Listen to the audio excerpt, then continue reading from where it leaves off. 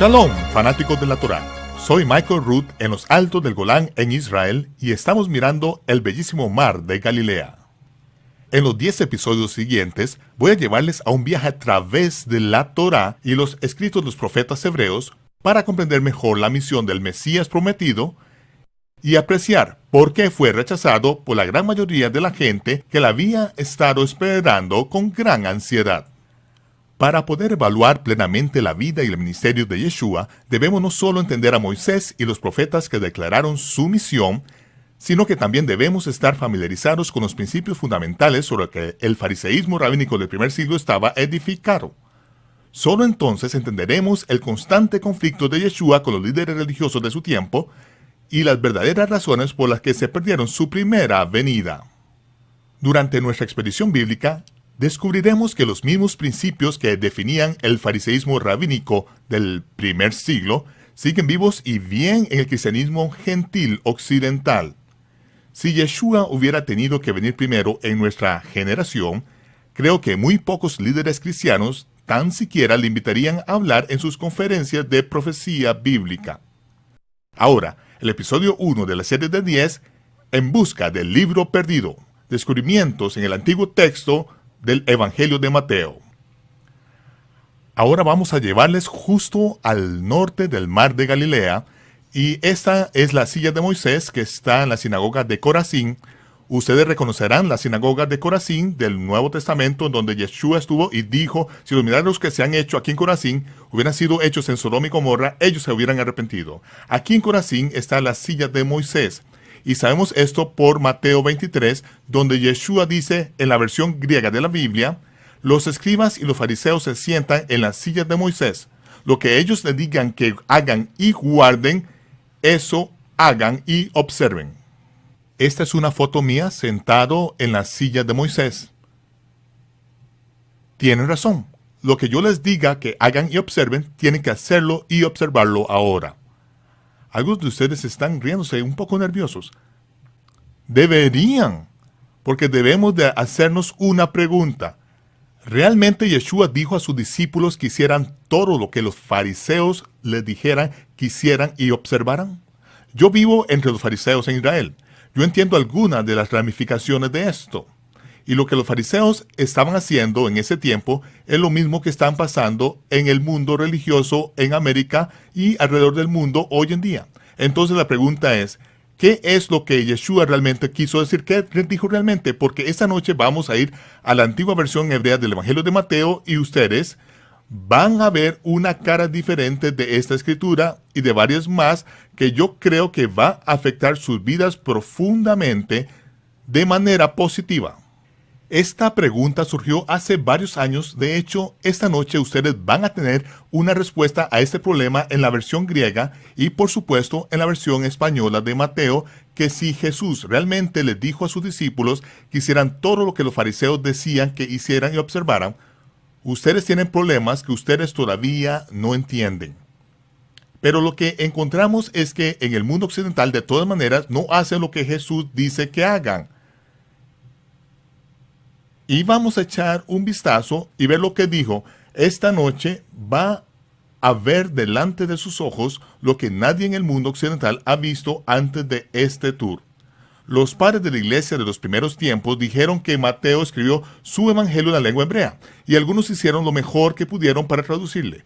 Después que fue traducido al arameo, al griego y al latín.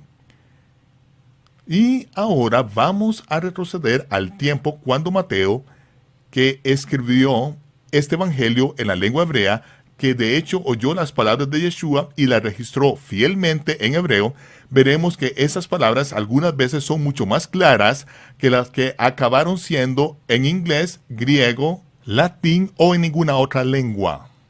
Y para poder hacerlo esta noche, nos va a tomar un poco de tiempo sentar algunos cimientos. Pero les garantizo que esa noche van a aprender cosas que si pagaran por un doctorado en teología, podrían obtener la respuesta a la que voy a mostrarles esta noche.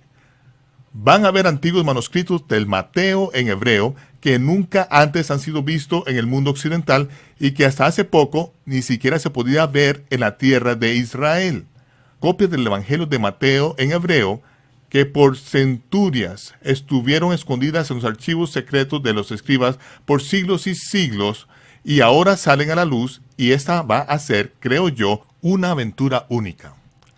Ahora, esta noche necesito ayuda en la audiencia y necesito que miren a la pantalla, y me gustaría que alguien, cualquiera que sepa, suba aquí y tome este micrófono y me diga lo que está mal en esta partitura. Esperaremos un momento. Ok, bueno, empecemos con lo fácil. ¿Quién es el compositor? Ok. En una de las ciudades, un caballero sentado el doble de lejos que nuestra última fila de esta noche la reconoció inmediatamente. Esta es la novena sinfonía de Beethoven. Con esos compases sacados de la novena sinfonía de Beethoven, ahora veo a unos pocos asintiendo. Oh, por supuesto. Ahora, bueno, ¿por qué no lo supieron inmediatamente? Esa es la novena sinfonía de Beethoven. Y esta pieza de música, ¿cómo supo que era? Este es un caballero que cuando quiere oír música no se pone los auriculares de un Walkman. En lugar de eso va a la biblioteca, saca una sinfonía, viene a casa, enciende la chimenea, se sirve una copa de vino y hora tras hora se vuelca en la música pasando una página tras otra. Cuando vio esto, desde la última fila lo miró y podía oír la música. Podía oír los violines, los chelos, podía oír las flautas, él podía oír todos los instrumentos tocando y reconoció la pieza de música. Podía oírla, esta se agitaba en su alma. Él supo lo que era, porque tenía el lenguaje y entendía la sinfonía. Había oído la sinfonía una vez tras otra. Ahora, puede que a algunos de ustedes les asombre saber que cuando Beethoven compuso esto, estaba sordo como una piedra. En realidad, el hombre nunca oyó ni una nota de ella. Pero aún así, él oyó toda la sinfonía y todavía hoy es una de las piezas orquestales más emotivas jamás concebidas en la mente y el alma de un hombre. Pero falta algo. Removí un compás de ella de tal manera que si ustedes escuchan la sinfonía, si ustedes pagan por ir a escuchar esa pieza y viene esa parte de la sinfonía, toda ella se descompone. Y ustedes pedirían que le devuelvan el dinero. Pero lo que ha pasado en nuestro mundo es que realmente no nos han enseñado a leer música. Y lo que quiero decir con esto es que la Biblia es una sinfonía increíble desde el principio hasta el fin. Todos los majestuosos instrumentos están tocando, diversas personas están tocando, es una sinfonía, es la sinfonía del Creador acerca de lo que toda esta experiencia consciente que llamamos vida es de lo que se trata. Pero lo que ha pasado en nuestro mundo es que nos han sacado fuera un compás de esta parte de la sinfonía, un compás fuera de esta parte, un compás de aquí, de diferentes instrumentos que se han unido para formar un pequeño estallido hecho para hacerles sentir muy bien por unos minutos, un día a la semana, y después cuando salimos no tenemos ni idea de lo que se trata la entera sinfonía. Hemos oído unas pocas notas estallar juntas y no sabemos la trama, no conocemos la sinfonía y nunca la conoceremos. Y si alguien ha removido un compás de ella que hace que toda ella se desborone. Esta noche he traído conmigo desde Israel a un caballero que por muchos años ha sido un escolar del proyecto de los manuscritos del Mar Muerto. Es un caballero que es fluido en arameo antiguo, sirio antiguo, en hebreo, griego y algunas lenguas más. Lenguas antiguas y dialectos de esas lenguas. Él trabaja con ellas a diario y lo ha hecho trabajando con los manuscritos del Mar Muerto. Y la razón por la que le he traído desde Israel es porque entiende el lenguaje antiguo y cuando hemos tenido problemas textuales de los que muchos de ustedes se enterarán y que sacaremos a reducir esta noche, se enterarán de ellos y esta noche ustedes van a hallar respuestas a lo que el mundo de escolares gentiles occidentales ha buscado respuestas durante cientos y cientos de años. Pero, porque Daniel nos dio una profecía y dijo que en los últimos días el conocimiento aumentará. Y yo creo que eso es más que el conocimiento para ratones de computadoras que trabajan en tiendas de computadoras. Yo creo que es parte del pueblo del Creador que en los últimos días habrá revelaciones para ayudarnos a entender qué es toda esta sinfonía que el Creador ha puesto ante nosotros y cuál es nuestra parte individual en ella. Ustedes solo han tenido una oportunidad de tocar su música en esta vida, y la mayoría de la gente se irá a la tumba con la música todavía dentro de ellos, porque no sabían cuándo entrar, no sabían cuál era su parte, no sabían cómo toda la sinfonía debería sonar. Bueno, esta noche, al final de esta velada, creo que ustedes van a ganar algo de entendimiento, ustedes van a ver su lugar en esto, y si por casualidad alguien no hizo una transcripción apropiada del lenguaje original, lo que ven enfrente de ustedes es la Novena Sinfonía, una página de la Novena Sinfonía de Beethoven en su propia mano. ¿Alguno puede ver cómo alguien puede cometer un error transponiéndola? Especialmente quizás ustedes lo harían si no saben el lenguaje, o si no saben cómo la sinfonía entera debe de sonar. Bueno, necesito aclarar algo desde el principio. Soy un judío mesiánico. Yo creo que Jesús, Yeshua de Nazaret, es el Mesías. No se equivoquen acerca de esto. El caballero que he traído de Israel fue criado como fariseo, un judío ortodoxo moderno. Su padre es un rabino, sus antepasados han sido rabinos desde hace 12 generaciones. Él creció en una cultura diferente y no cree que Yeshua es el Mesías. Entonces, ¿por qué le traje a ustedes para que te hablaran? Porque él es un hombre que entiende el lenguaje original y ese es el don en su vida. Y lo que él va a exponer son cosas en las que hemos trabajado y él es el más capacitado para transmitirle este conocimiento. Y yo creo que al final de esta noche su fe habrá incrementado increíblemente y así crecerá su fe. Así que tendrán que confiar en mí por unas pocas horas. Pero creo que al final va a ser igual que ha sido cada noche en este tour. Va a ser el principio de un nuevo caminar en sus vidas y que ustedes van a entender las palabras de Yeshua y cómo responder a ellas. Yo debo responder y vivir ahora en esta vida. Voy a volver al principio. Quiero tocar algunos versículos acerca de los que debemos esperar y ver acerca del Mesías. No estoy aquí para tratar de convencerles de una forma o de otra. Yo creo que Yeshua es el Mesías basándome en razonamiento sólido. De hecho, yo no me mantengo en ninguna opinión que yo creo que sea errónea. Vamos a retroceder al tercer capítulo de Génesis, capítulo 3, versículo 15, y dice: Y yo, el Señor, pondré enemistad entre tú y la mujer, entre tu simiente y su simiente. La semilla de la mujer te aplastará la cabeza, pero tú golpearás su calcañar. Desde el principio vemos esa semilla de la mujer, su semilla prometida. Esta es que va a entrar a la raza humana para pagar por sus errores. Este problema que empezó en el jardín, que vino a través de Eva y de su desobediencia directa al mandamiento del Todopoderoso a Adán, su esposo, de no comer del árbol del conocimiento del bien y del mal. Vamos a ver que hay algo en el plan de Dios, que de su semilla va a venir uno a aplastar la cabeza de la serpiente. Jacob profetizó sobre su hijo Judá y dijo: el cetro, el gobierno, no saldrá de Judá, ni un legislador de entre sus pies hasta que Shiloh venga. Los antiguos rabinos, los sabios, reconocían que ese Shiloh del que hablaba era del Mesías, que vendría del linaje de la casa de Judá. Y dice que a él, al Mesías, la gente debe de obedecerle. Debemos obedecerle. Esa es una cosa que sabemos desde el principio, que cuando este ungido de Israel venga, debemos de escucharle y debemos obedecerle. Ahora vamos a ir a Moisés. Y Moisés dijo: el Señor su Dios levantará profetas de entre ustedes, de sus hermanos, como yo, al cual ustedes oirán. Deben de escucharle a él, conforme a todo lo que pidieron ante Yahweh su Dios en Horeb, el día de la asamblea, diciendo: no volvamos a oír la voz de Yahweh, ni veamos más este gran fuego, para que no muramos. Ahora, ¿de qué está hablando?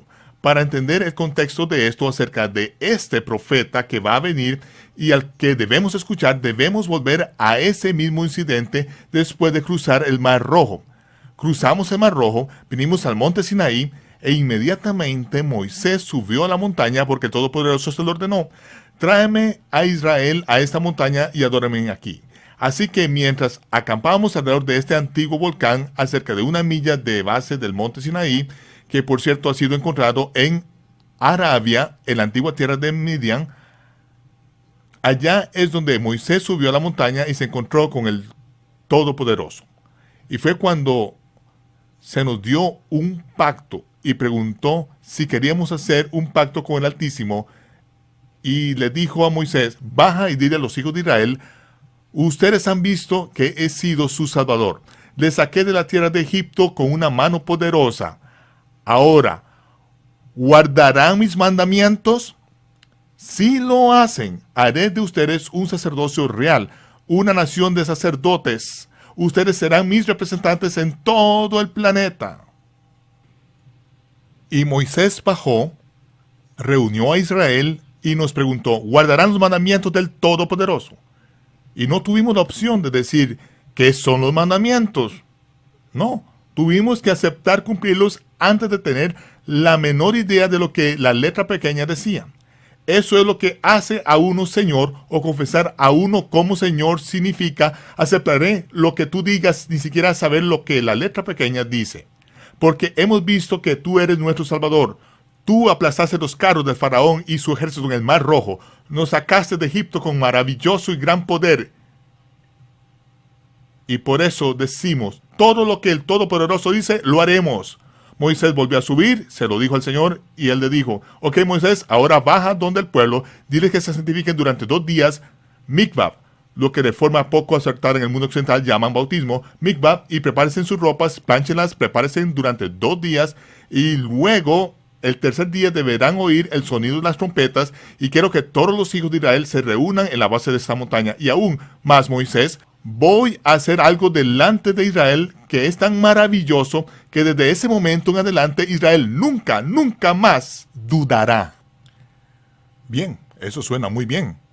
Así que Moisés bajó, se lo dijo a los hijos de Israel: durante 2 días nos preparamos. La mañana del tercer día las trompetas empezaron a sonar desde la cima de la montaña. De la nada las trompetas empezaron a sonar y empezamos a vestirnos. Empezamos a ponernos la ropa y las trompetas sonaban más y más fuerte y empezamos a temblar. Estas trompetas sonaban más y más fuerte, y luego el fuego de Dios, y luego bajó del como un horno incinerando la cima de la montaña. Toda la tierra temblaba bajo nuestros pies, y dice que las trompetas sonaban más alto que nunca. Cualquiera que fuera el estético hizo que tembláramos a 1 milla de distancia. Ahora estábamos temblando hasta el alma. Y entonces Moisés dijo: que todo el mundo me siga. Y tuvimos que andar toda 1 milla, un pie detrás del otro, tratando de llegar a la base del monte Sinaí, mientras temblamos de miedo a causa de la voz del Todopoderoso. Mientras el trueno y esas trompetas rugían, llegamos a la base de la montaña. Y en ese momento, ¡pum!, las trompetas pararon, y Moisés imploró a Dios, y desde la cima de la montaña, la tierra tembló, mientras todos oían la voz del Dios Todopoderoso gritar: ¡Moisés! ¡Moisés! ¡Sube aquí! ¡Sube aquí! Y Moisés, justo enfrente de todo Israel, subió arriba en medio de ese horno ardiente. Desde ese momento, Moisés no necesitó ninguna recomendación en su currículum. Eso fue todo, Israel. Estamos muy impresionados. Le dio más instrucciones, bajó y le fue dicho que nos trajera más cerca de la montaña. Cuando estuvimos más cerca de la montaña y estábamos allí temblando, entonces el Todopoderoso gritó los 10 mandamientos. Él no nos los dio primero en tablas de piedra como nos los describió Cecil B. DeMille. Él no nos dio primero en los pellejos de 55 corderos, como está en el antiguo rollo de la Torá que tenemos aquí esta noche, que fue sacado de contrabando de Irak recientemente, justo antes de la última guerra del Golfo. Esa es la forma que la Torá se ha transmitido por cientos de años, pero no es así como los 10 mandamientos no fueron dados originalmente.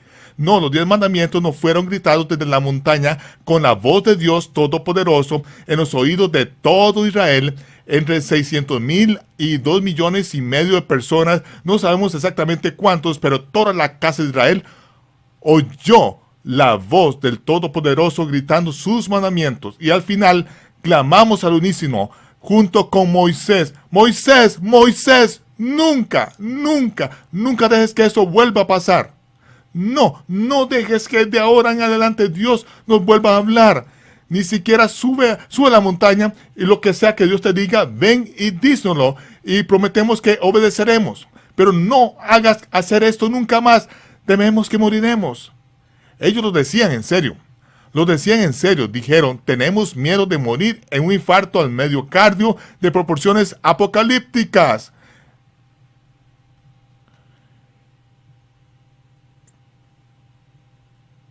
Y el Señor dijo: ellos han dicho bien lo que han dicho. Ok, les haré caso. Sin embargo, no quiero que ustedes nunca, nunca jamás se olviden de este día. Quiero que esto quede ardiendo en sus mentes para siempre. El día en que me oyeron gritar mis 10 mandamientos en respuesta a ustedes, que dijeron que obedecerían todo lo que les dije que hicieran. Ustedes vieron que yo era su Salvador. Ahora dicen que guardarán mis mandamientos y yo los he gritado para que nadie pueda confundirse. Así que de ahora en adelante, el primer día del 7º mes, tendrán una conmemoración sonando las trompetas. Ustedes van a recordar para siempre este día. Así que de ahora en adelante, el primer día del 7º mes, el mes de Tishri, ustedes van a celebrar la fiesta de las trompetas para siempre. Ya saben lo que ha pasado en el mundo occidental. Es que no hemos sabido nada de la fiesta de las trompetas. Y por eso nunca las hemos enseñado. Nos limitamos a ver a Cecil B. DeMille una vez cada 10 años y creemos que así es como cumplimos nuestra obligación religiosa con el Todopoderoso, aunque Cecil B. DeMille ni siquiera lo tenía correcto. Así que nos encontramos con que nos falta mucho que saber. Ahora, él no solo dijo: guarden una fiesta para mí, para recordar este día. ¿Para qué esta fiesta? Toda esta fiesta es para recordar al profeta, al que deben de escuchar. Porque ustedes lo han pedido hoy, de ahora en adelante solo hablará Moisés. Dice: voy a levantarles un profeta como de entre tus hermanos y pondré mis palabras en su boca y él las hablará como yo lo ordene.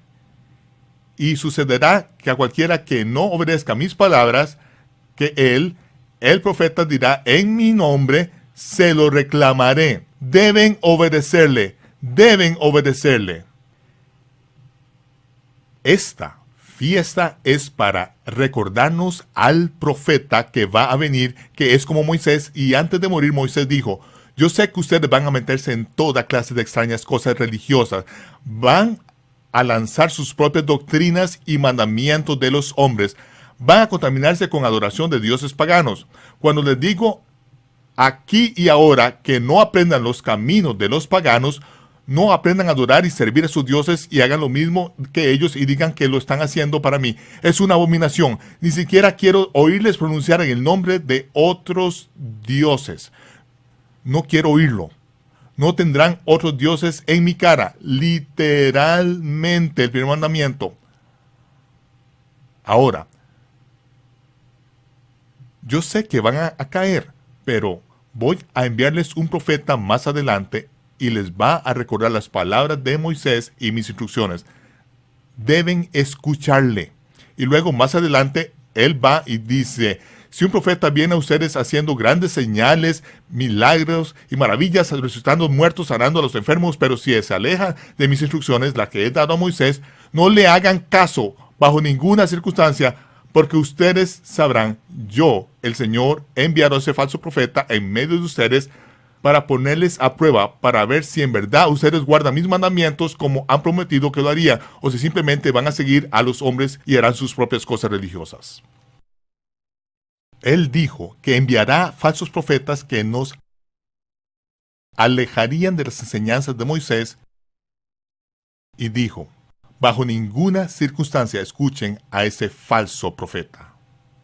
El Todopoderoso prometió que mandaría falsos profetas para poner a prueba nuestros corazones y ver si guardaremos sus mandamientos como se lo prometimos, o si inventamos nuestros propios sistemas religiosos. Se nos informó que estos falsos religionistas recibirían poder del Todopoderoso para hacer milagros, pero de la misma manera ellos desobedecerían el primer decreto del Creador, que a nadie le está permitido añadir o sustraer un solo mandamiento de sus instrucciones.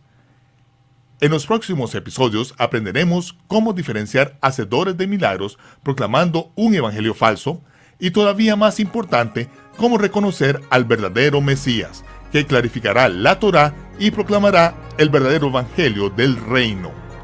Acompáñenos de nuevo la próxima vez en el episodio 2 de la serie de 10 partes En busca del libro perdido. Soy Michael Root desde Galilea, deseándoles Shalom, paz, y nos vemos cuando se aclare el humo.